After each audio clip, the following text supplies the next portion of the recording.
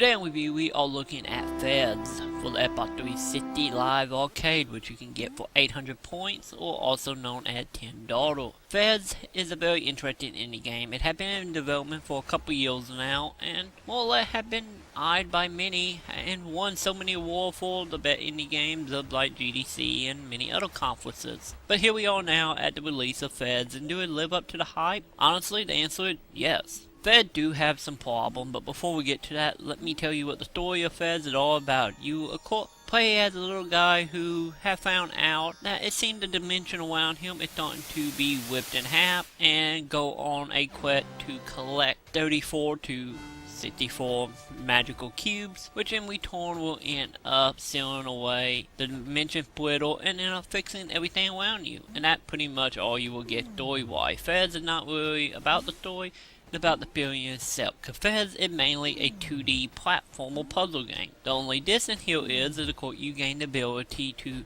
turn the environment around you 360 degrees, and in return you use it to of course manipulate platforms and solve puzzles to collect another cube to actually seal away the dimension split, and overall just solve puzzles. And on top of this, you will also gain little maps that you will end up using to solve puzzles, to collect any well items such as translators and other random little knick-knack to help you on your journey throughout Fez. The main point of Fez is of course mainly to collect the pieces, with 2 endings depending on how many pieces you actually collect by the end of it.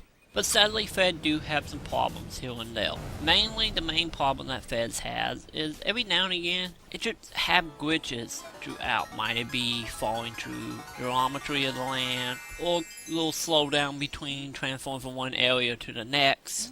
And every now and again you will actually be caught in a dead loop, which in return the only way out of it is of course to reboot to the Xbox dashboard to then go back into the game. Sadly, this do happen a lot, which can kind of bring down the experience.